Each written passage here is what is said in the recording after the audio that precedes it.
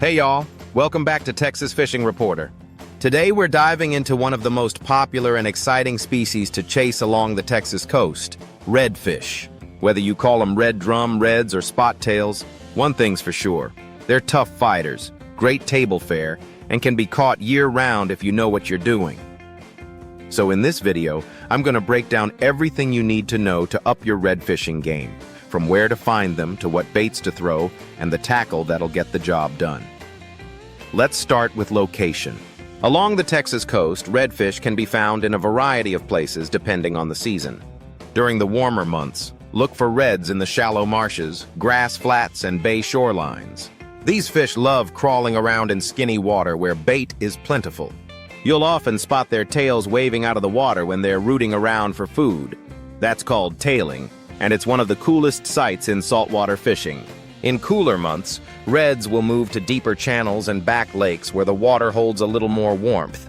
If you're fishing the jetties or beachfront, fall is prime time for the bull reds, the big ones over 28 inches that come in to spawn. Now let's talk bait. When it comes to redfish, you've got plenty of options, and they're not too picky. Live bait is always a solid bet. Live shrimp under a popping cork is a classic setup that works just about anywhere. If the water's murky or there's a lot of current, that popping cork helps draw them in with sound. Another favorite is live mullet or mud minnows, free-lined or fished on a Carolina rig near oyster beds or grass edges. Cut bait works great too, especially for bigger reds. Cut mullet, menhaden, or even crab will draw strikes from fish that are cruising the bottom looking for an easy meal. When I'm targeting bull reds in the surf or at the jetties, I like to throw a chunk of crab or fresh-cut mullet on a big circle hook and let it soak. For the artificial guys out there, soft plastics are your bread and butter. Paddle tails on a quarter-ounce jig head are deadly when bounced along the bottom or slow-rolled through the grass. Try natural colors like root beer, new penny, or anything with gold flake when the water's stained. On clearer days, go with something more translucent. If you like topwater fishing, early morning and late evening can be magical.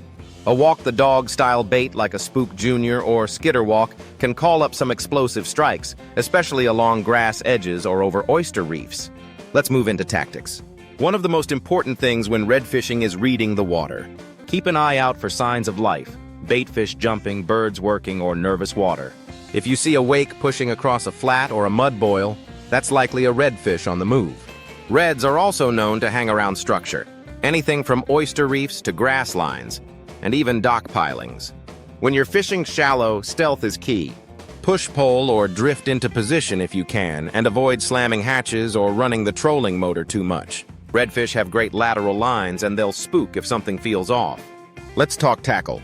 For most inshore red fishing, a medium light to medium spinning rod around 7 feet long is perfect.